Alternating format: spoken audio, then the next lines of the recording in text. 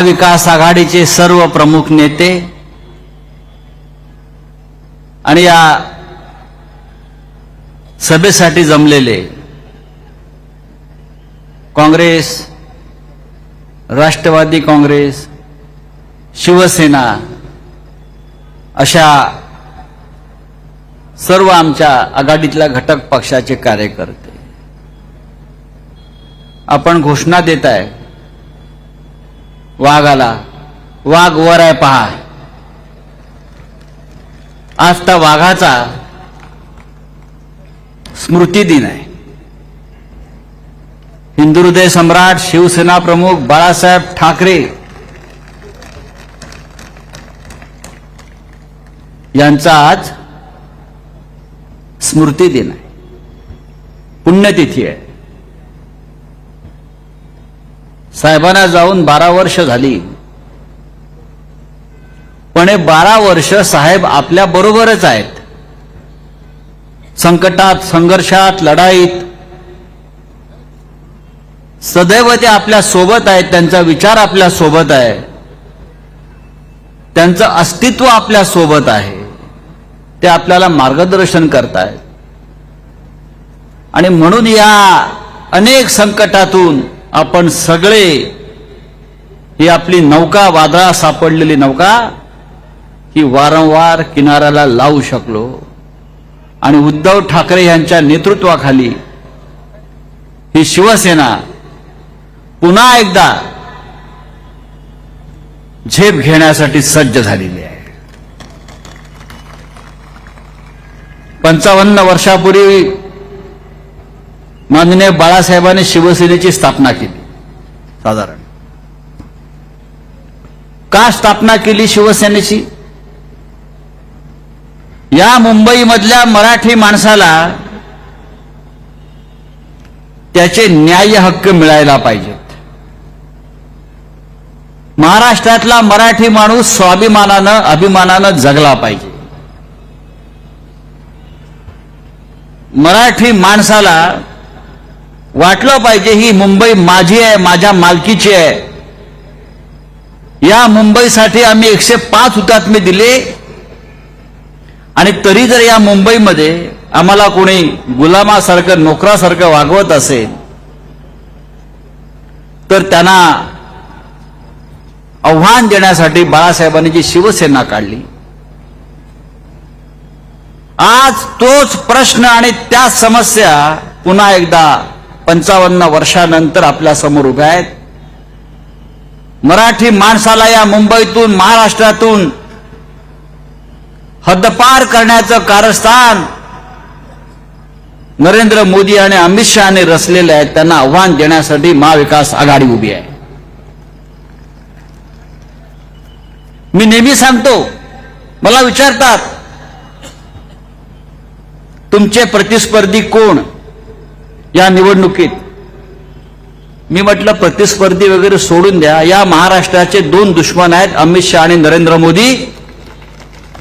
आणि या दुश्मनांना या शिवरायांच्या महाराष्ट्रामध्ये आम्ही या वेळेला पूर्णपणे गाडल्याशिवाय, लोळल्याशिवाय राहणार नाही. काय राज्य चाललंय या महाराष्ट्रामध्ये?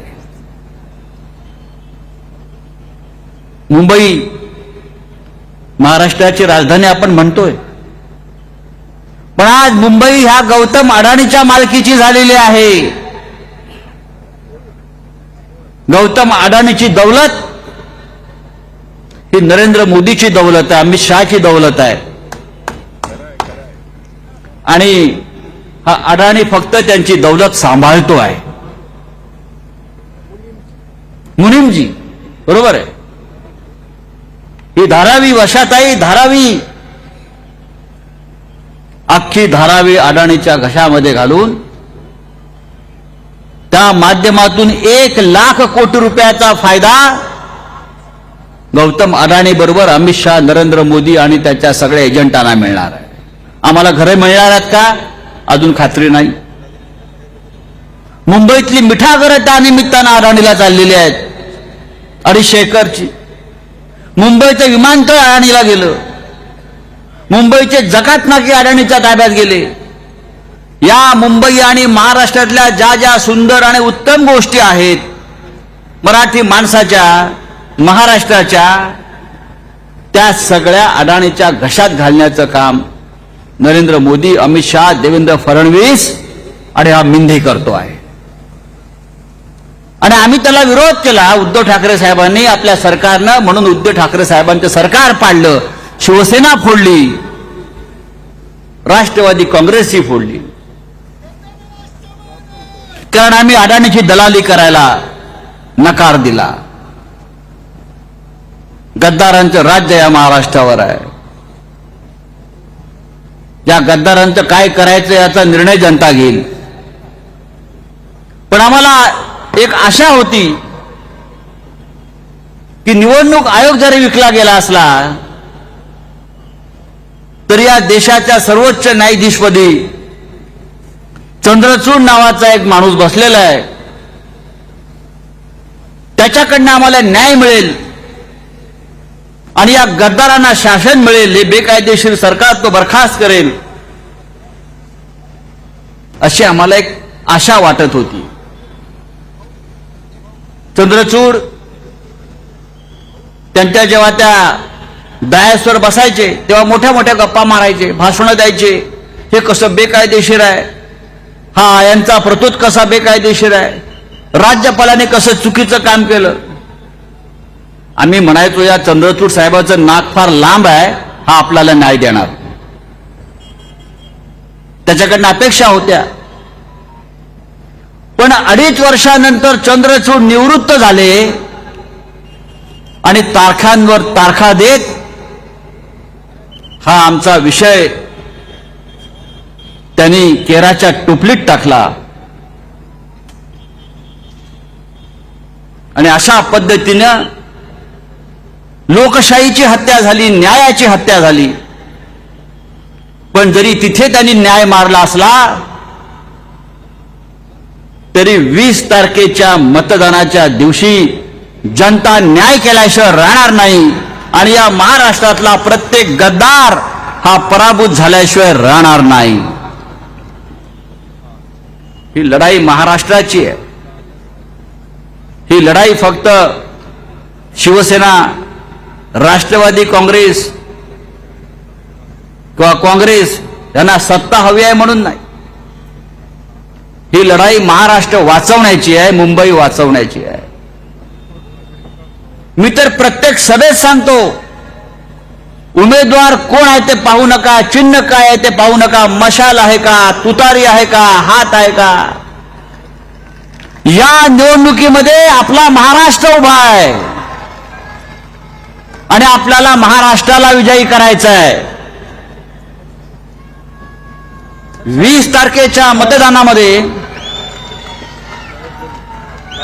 अशा प्रकारे मतदान केलं पाहिजे. 20 तारखेला काय बोल, आज एकच निर्णय घेऊन उठायचे आपल्याला. एकच निर्णय की कोणी काही केलं तरी मात्र आम्ही आणि आमच्या रक्तामध्ये सळसळणारा भगवा रंग कधी कुठे कुठे फिका पडू देणार नाही.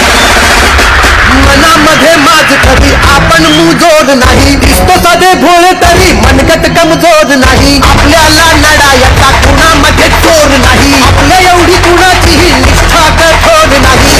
तुझ्या मनामध्ये आहे आपलाच बाजी, आपण तरी कोणी सर्व सन्माननीय उद्धव साहेबांना विनंती आहे छत्रपती शिवाजी महाराजांच्या पुतळ्यास पुष्पहार अर्पण करावा. त्याचबरोबर छत्रपती शिवाजी महाराज की. त्यानंतर महात्मा ज्योतिबा फुले यांच्या प्रतिमेस पुष्पहार अर्पण करण्यात येत आहे. आणि तुमच्या आमदार तिकडे तसेच छत्रपती शाहू महाराज यापुढे यांच्याही प्रतिमेस पुष्पहार अर्पण करण्यात येत आहे. मात्र कायद्याची भारतीय घटनेचे शिल्पकार डॉक्टर बाबासाहेब आंबेडकर यांच्या प्रतिमेस पुष्पहार अर्पण करण्यात येत आहे. आणि ज्यांचा आज स्मृतिदिन आहे, आपल्या सर्वांचे स्फूर्तीस्थान हिंदू हृदय सम्राट वंदनीय शिवसेना प्रमुख बाळासाहेब ठाकरे यांच्या प्रतिमेस पुष्पहार अर्पण करण्यात येत आहे. हिंदू हृदय सम्राट शिवसेना प्रमुख बाळासाहेब ठाकरे यांचा माता की. आन बान शान ठाकरे पक्ष आपला ठाकरे चिन्ह आपलं ठाकरे. मला सांभाळलं आदित्यला सांभाळा आणि महाराष्ट्राचा उत्कर्ष करून घ्या. महात्मा ज्योतिबा फुलेंचा, छत्रपती शाहू महाराज की, परमपूज्य डॉक्टर बाबासाहेब आंबेडकरांचा, वंदनीय हिंदू हृदय सम्राट शिवसेना प्रमुख बाळासाहेब ठाकरे यांचा.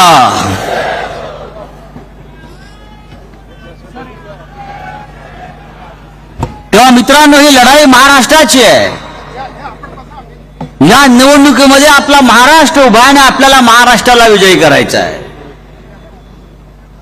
हे भारतीय जनता पक्षावाले नेहमी सांगत आले की जर नरेंद्र मोदीचा पराभव झाला, भाजपचा पराभव झाला, तर पाकिस्तानमध्ये म्हणे फटाके फुटतील. मी आता सांगतो, 23 तारखेला गुजरातमध्ये फटाके फुटायचे नसतील तर 20 तारखेला काळजीपूर्वक मतदान करा, महाविकास आघाडीला मतदान करा, नाहीतर 23 तारखेला गुजरातमध्ये फटाके फुटतील. हे राज्य आपलं आहे, हे राज्य मराठी माणसाचं आहे, हे राज्य 13 कोटी मराठी जनतेचं आहे. 106 हुतात्म्यांच्या बलिदानातून निर्माण झालेले महाराष्ट्र राज्य एखाद्या नरेंद्र मोदीच्या मित्राच्या घशात आम्ही जाऊ देणार नाही. आणि तशीच वेळ आली तर 105 हुतात्मे दिले, 1005 जणांचं बलिदान द्यायला हा महाराष्ट्र तयार आहे, शिवसेना तयार आहे, महाविकास आघाडी तयार आहे. काय चाललंय या राज्यामध्ये? या राज्यामध्ये गुंडगिरी, झुंडगिरी, भ्रष्टाचार याशिवाय वेगळं काही चाललेलं नाहीये. हे राज्य बदनाम झालेलं आहे, महाराष्ट्र राज्य बदनाम झालंय, शिवरायांचं राज्य बदनाम झालंय. या राज्यामध्ये फक्त खोक्याची, पैशाची भाषा चालू आहे. या राज्यामध्ये निवडणुकीमध्ये पैसा अशा प्रकारे ओतला जातोय, पैसा जमिनीतनं येतोय की आकाशातून पडतोय तेच कळत नाहीये. आणि त्याच पैशातून आपली मतं विकत घेण्याचा प्रयत्न होतो आहे. पण हा महाराष्ट्र विकला जाणार नाही, हे मी नरेंद्र मोदी आणि अमित शहाना या व्यासपीठावरून सांगू इच्छितो. हा महाराष्ट्र विकला जाणार नाही, मराठी माणूस विकला जाणार नाही. आज उद्धव ठाकरे साहेब महाराष्ट्राच्या कानाकोपऱ्यात फिरून आले. त्यांच्या सभांना तुफान प्रचंड प्रतिसाद मिळतो आहे. शरद पवार साहेब फिरतात महाराष्ट्राच्या कानाकोपऱ्यामध्ये. कालपासून राहुल गांधी, प्रियांका गांधी जे आलेले आहेत आणि 2 दिवसापासून अमित शहा आणि मोदी महाराष्ट्रातून गायब झालेले आहेत. बहुतेक त्यांना समजलेलं आहे फार वेळ महाराष्ट्रात राहिलो तर महाविकास आघाडीला ज्या 170 जागा मिळणार आहेत त्या 200 होतील, आपण दिल्लीत गेलेलं बरं.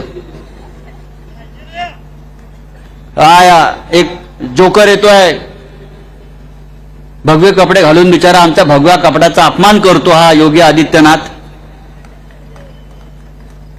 तिथे त्याच्या राज्यामध्ये काल 12 नवअर्भक जळून मेली, इस्पितळाला आग लागली, 12 अर्भक जळून मेली. आणि हा महाशय मुंबईमध्ये प्रचार करत फिरतोय आमच्या विरोधामध्ये.